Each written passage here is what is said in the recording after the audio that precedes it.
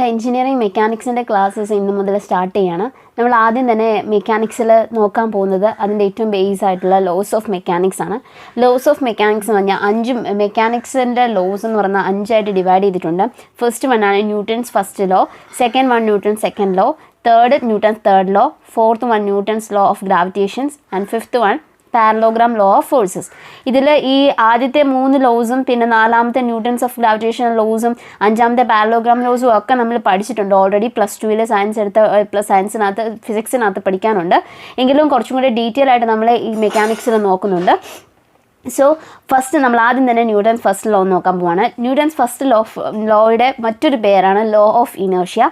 അതായത് Newton's first law states that any body continues to be its state of rest or uniform motion until an external unbalanced force is experienced on it. അതായത് ഏതെങ്കിലും ഒരു body അത് റെസ്റ്റിലോ അല്ലെങ്കിൽ ഒരു uniform മോഷനിലോ ഇരിക്കുവാണെന്നുണ്ടെങ്കിൽ അതിനെ ആ uniform മോഷനിൽ നിന്ന് അല്ലെങ്കിൽ ആ റെസ്റ്റിൽ നിന്നും മാറ്റണമെന്നുണ്ടെങ്കിൽ അല്ലെങ്കിൽ വ്യതിചലിപ്പിക്കണമെന്നുണ്ടെങ്കിൽ നമ്മളൊരു എക്സ്റ്റേണൽ ആയിട്ടുള്ള ഫോഴ്സ് ആ ബോഡിയിലേക്ക് അപ്ലൈ ചെയ്യേണ്ടതായിട്ടുണ്ട്. അതായത് ഇപ്പം നമുക്കറിയാം ഒരു ആ പാറ എവിടെ ഇരിക്കുവാണെങ്കിൽ പാറ റെസ്റ്റിൽ ഇരിക്കുക, ആ പാറേനെ ഒന്ന് മൂവ് ചെയ്യിപ്പിക്കണം എന്നുണ്ടെങ്കിൽ നമ്മൾ ഒരു എക്സ്റ്റേണൽ ഫോഴ്സ് അതിലേക്ക് കൊടുക്കണം അല്ലേ. അതൊരു അപ്ലൈ ചെയ്ത് അതിന് തള്ളി കൊടുത്താലല്ലേ അത് മൂവ് ചെയ്യത്തുള്ളൂ ഫ്രണ്ടിലേക്ക് അല്ലേ. അതുപോലെ തന്നെ ഇപ്പം ഒരു ബോൾ ഉരുണ്ട് വരിക, ആ ബോൾ യൂണിഫോം മോഷനിലാണ്. അതിനെ നമ്മൾ നിർത്തണം എന്നുണ്ടെങ്കിൽ, അതിനെ സ്റ്റോപ്പ് ചെയ്യണമെന്നുണ്ടെങ്കിൽ നമ്മൾ അതിനെ പിടിച്ചു നിർത്താനായിട്ട് നമ്മൾ കൈകൊണ്ട് ഒരു ഫോഴ്സ് അപ്ലൈ ചെയ്യുന്നുണ്ട്. അപ്പം അതും ഒരു എക്സ്റ്റേണൽ ഫോഴ്സ് അതിലേക്ക് അപ്ലൈ ചെയ്യും. അപ്പം ഇതാണ് ന്യൂട്ടൺസ് ഫസ്റ്റ് ലോ സ്റ്റേറ്റ് ചെയ്യുന്നത്.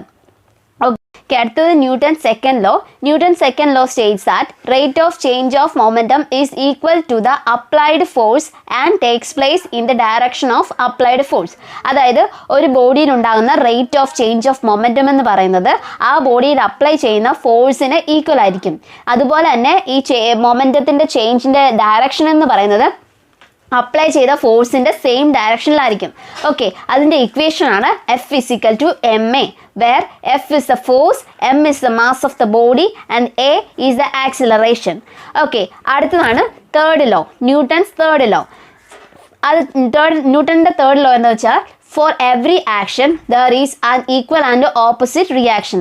അതായത് ഏതൊരു ആക്ഷൻ ഉണ്ടായാലും അതിൻ്റെ ഓപ്പോസിറ്റ് ആയിട്ടും അതിൻ്റെ ഈക്വൽ ആയിട്ടും അതിൻ്റെ ഈക്വൽ മാഗ്നിറ്റ്യൂഡിൽ അതിൻ്റെ ഓപ്പോസിറ്റ് ഡയറക്ഷനിൽ ഒരു റിയാക്ഷൻ ഉണ്ടാവും.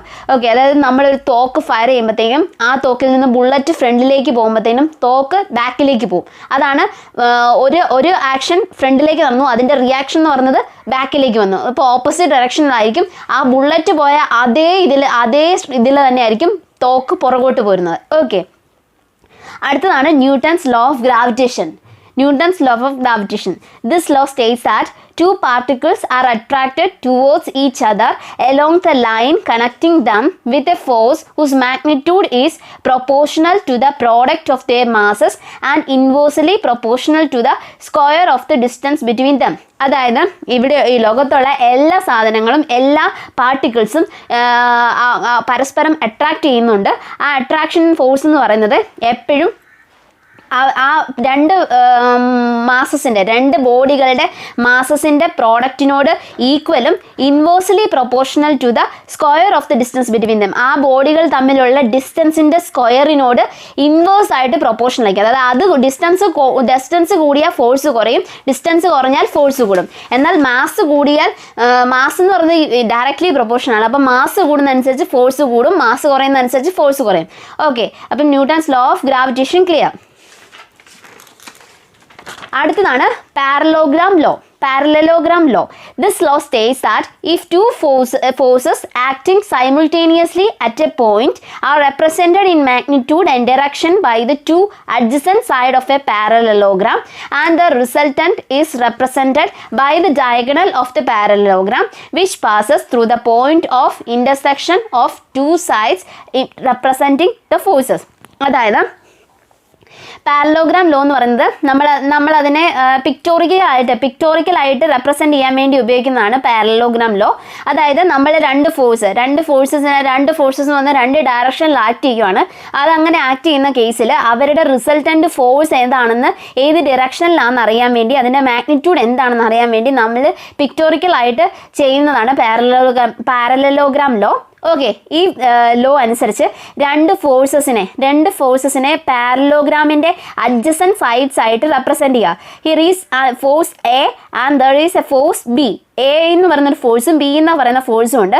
ഈ എ എന്ന് പറയുന്ന ഫോഴ്സിനെയും ബി എന്ന് പറയുന്ന ഫോഴ്സിനെയും ഒരു പാരലോഗ്രാമിൻ്റെ അഡ്ജസൻറ്റ് സൈഡ്സ്, അടുത്തടുത്തുള്ള സൈഡ്സ് ആയിട്ട് റെപ്രസെൻറ്റ് ചെയ്തിരിക്കുക.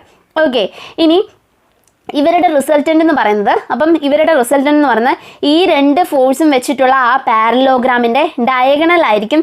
Where this diagonal starts from the intersection between the two forces. ഈ രണ്ട് ഫോഴ്സസിൻ്റെയും ഇൻ്റർസെക്ഷനിൽ നിന്നായിരിക്കും ഈ റിസൾട്ടൻ്റ് സ്റ്റാർട്ട് ചെയ്യുന്നത്. ഓക്കെ, അപ്പം ഇതാണ് ഈ എ എന്ന് പറയുന്ന ഫോഴ്സിൻ്റെയും ബി എന്ന് പറയുന്ന ഫോഴ്സിനെയും നമ്മളൊരു പാരലോഗ്രാം ആയിട്ട് റെപ്രസെൻറ്റ് ചെയ്ത് കഴിഞ്ഞാൽ അതിൻ്റെ റിസൾട്ടൻ്റ് എന്ന് പറയുന്നത് ഇവരുടെ ഇൻ്റർസെക്ഷനിൽ നിന്ന് വരയ്ക്കുന്ന ഈ ഡയഗണൽ ആയിരിക്കും ഈ റിസൾട്ടൻ്റ് ഫോഴ്സ്. അതിൻ്റെ മാഗ്നിറ്റ്യൂഡ് എന്ന് ഇതായിരിക്കും അതിൻ്റെ മാഗ്നിറ്റ്യൂഡ്. അതുപോലെ തന്നെ ആ ഫോഴ്സിൻ്റെ ഡയറക്ഷൻ എന്ന് പറയുന്നത് ഈ ഡയറക്ഷനിലായിരിക്കും.